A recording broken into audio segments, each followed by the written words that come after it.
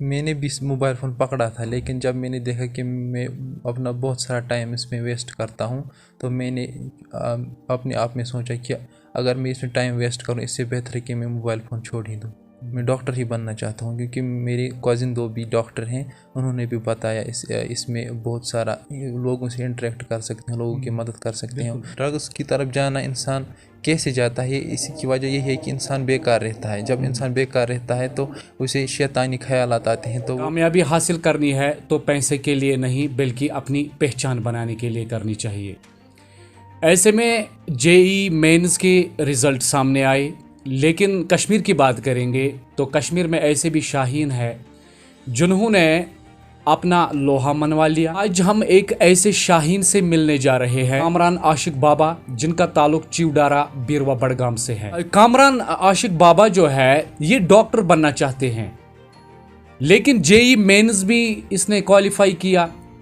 اور خاص بات اس میں یہ ہے کہ نہ اس کے پاس موبائل فون ہے، نئے فیس بک چلاتے ہیں، نئے واٹس اپ چلاتے ہیں. اگر آج کی بات کریں گے تو کوچنگ کے لیے پتہ نہیں کتنے پیسے ہمیں خرچ کرنے پڑتے ہیں. آف لائن کوچنگ کے لیے بچے جاتے ہیں، جہاں پہ ایجوکیشنل ہبس ہے وہاں پہ جاتے ہیں، لیکن اس نے کہیں سے کوچنگ بھی نہیں کی. تو ان سے ہی جانے کی کوشش کرتے ہیں. کامران، سب سے پہلے ہم آپ کو مبارکباد دیتے ہیں کہ آپ نے اس ایگزام کو کوالیفائی کیا. آپ کا بہت بہت شکریہ، آپ نے مجھے اس قابل سمجھا. کامران، نہ کوچنگ، تو پہلے ہم یہ جاننا چاہتے ہیں کہ آپ کی سکولنگ کہاں سے ہوئی، آپ نے کہاں سے پڑھائی شروع کی؟ سر، میں نے پہلے پڑھائی 7ویں جماعت تک سیمی میں کی، اور پھر گورنمنٹ ہائی سکول یہیں پر چوڈارا میں ہی اسی سے 10th پاس کیا. پھر اس کے بعد میں گورنمنٹ ہائی سیکنڈری سکول بیروا گیا. یعنی اوورال اگر دیکھیں گے تو بیسکس آپ نے سید Ali Shah memorial institute of education سے، اس کے بعد آپ نے سرکاری اسکول میں داخلہ لیا. تو اگر آپ کی کامیابی کا راز دیکھیں گے، آپ نے نہ کہیں سے کوچنگ کی ہے، تو کس طرح سے ہوا یہ؟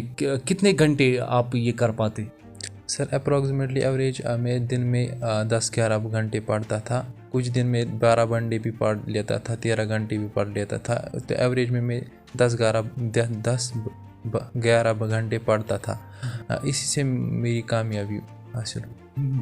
اگر دیکھیں گے آج کے اوورال تقریباً سوسائٹی پوری ہے جو سوشل میڈیا استعمال کرتی ہے، لیکن آپ سوشل میڈیا استعمال نہیں کرتے ہیں، آپ کے پاس موبائل فون ہے، اس کی خاص وجہ؟ سر، میں نے بھی موبائل فون پکڑا تھا، لیکن جب میں نے دیکھا کہ میں اپنا بہت سارا ٹائم اس میں ویسٹ کرتا ہوں تو میں نے اپنے آپ میں سوچا کہ اگر میں اس میں ٹائم ویسٹ کروں اس سے بہتر ہے کہ میں موبائل فون چھوڑ ہی دوں. تو یہ کنسیپٹ کہاں سے آیا کہ میں آف لائن کوچنگ کے لیے نہیں جاؤں گا، میں on line coaching he prefer کروں گا؟ سر، میں پہلے گیا تھا آف لائن کوچنگ. سر، پھر یہاں کووڈ ہوا تو واپس گھر آنا پڑا. پھر میں نے گھر میں ہی دیکھا تو سب آن لائن ہوئے تھے. سب نے آن لائن ہی پڑھنا سٹارٹ کیا.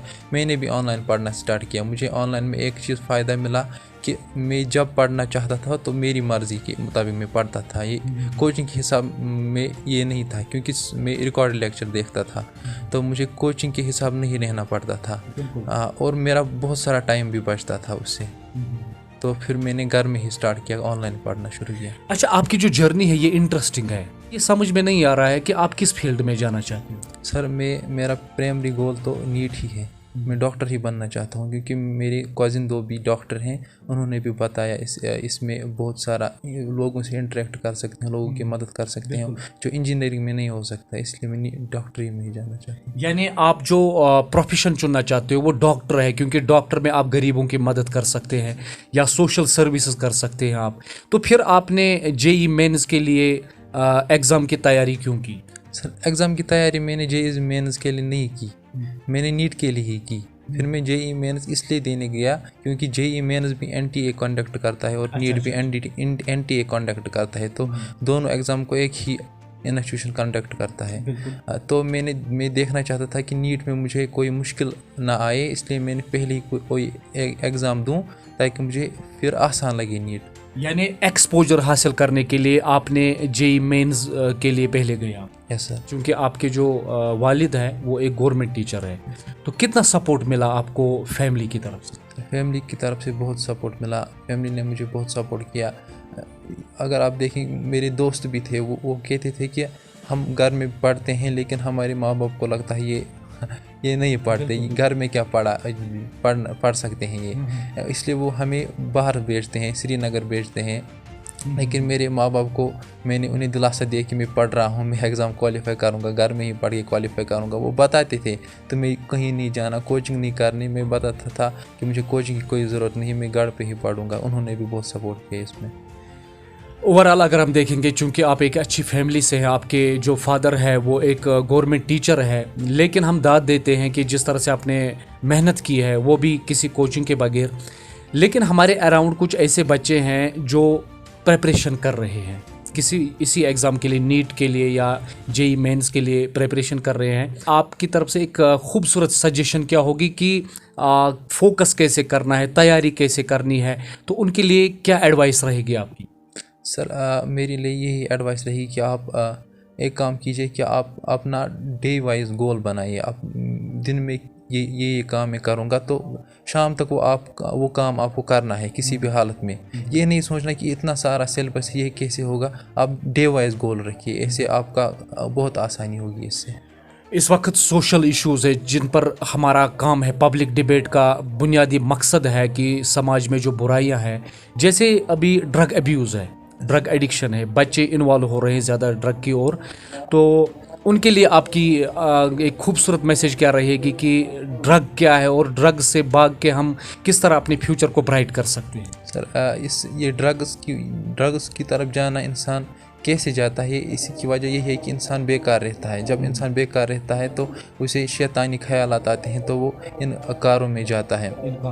ہاں سر، تو میری ایڈوائس یہ رہے گی کہ آپ اپنے آپ کو کسی کام میں انوالو رکھیے، یا کسی ایگزام کے لیے پریپیئر کیجیے، یا کوئی کام کیجیے. یا سر وہ کوئی کام کیجیے جس سے آپ کا دماغ ان کی طرف نہ جائے. ایک اہم سوال میں آپ سے کرنے جا رہا ہوں کہ پیرنٹس کے لیے آپ کی کیا میسج رہے گی، چونکہ ایک بچہ جو ہے وہ کچھ بننا چاہتا ہے، اس میں ان کا کتنا بڑا کردار ہونا چاہیے؟ ایک پیرنٹس کی جو اولین ذمہ داری ہے وہ کتنی بڑی ہے؟ سر پیرنٹس کو بچے کی بہت زیادہ ذمہ داری ہے. اسے بچے کو ایسے ہی چھوڑنا نہیں چاہیے. اسے چاہیے کہ بچے کی کیا ضرورت ہے اسے پوری کرنی چاہیے اس کی ضرورت، کیونکہ بچے کو پہلے نہیں پتہ ہوتا ہے مجھے کیا ضرورت ہے. ان کے پیرنٹس کو انہیں گائیڈ کرنا چاہیے. اس نے یہ کیا، تمہیں بھی کچھ کرنا چاہیے. اگر ان کا بچہ کچھ کر رہا ہے تو اس میں انہیں سپورٹ کرنا ضروری ہے. ڈاکٹر بن کے ہم ایک سوسائٹی کی خدمت کر سکتے ہیں، خاص کر ہمارے اراؤنڈ، ہمارے ارد گرد جو غریب لوگ ہیں، جو فقراء ہے، جن کے پاس وہ مالی امداد نہیں ہوتا ہے علاج و معالجہ کے لیے. تو کامران جو ہے وہ اسی کے لیے ڈاکٹر بننا چاہتا ہے، سوشل سروسز کرنا چاہتا ہے. اور دوسری طرف سوشل میڈیا کا صحیح استعمال. حالانکہ اس کے فادر سے ہم نے بات کی، انہیں 2 بار ان کو موبائل بھی دیا تھا، لیکن ان کے من نے نہیں چاہا، کہا کہ ٹائم ضائع ہو جاتا ہے سوشل میڈیا پہ. اس کے بعد آن لائن کوچنگ اس نے شروع کی اور 10-11 گھنٹے لگاتار اس نے پڑھائی کی. تو آخرکار اس نے دکھایا کہ ایک انسان اس کے پاس اللہ تعالیٰ نے ایک سب سے عظیم نعمت عقل دی ہے، تو اس کا صحیح استعمال کر کے اس نے دکھا دیا کہ ہم بھی کسی سے کم نہیں ہے. تو آگے جا کر جب بھی اس کے نیٹ رزلٹ سامنے آئیں گے اس ٹائم بھی اس سے بات چیت جاری رکھیں گے. آپ کی کیا سجیشنز ہیں آپ کامنٹ باکس میں بھی دے سکتے ہیں. تو اس پروگرام کو آپ زیادہ سے زیادہ شیئر کریں تاکہ ہمارے سوسائٹی میں جو ڈرگ ایبیوز ہے، ڈرگ ایڈکشن ہے، اس کو کسی نہ کسی حد تک ہم کم کرنے میں کامیاب ہو جائے. تو ملتے ہیں اگلے شمارے میں، تب تک دیجیے عابد ابراہیم کو اجازت. آپ دیکھتے رہیے public debate, the real voice of public. خدا حافظ.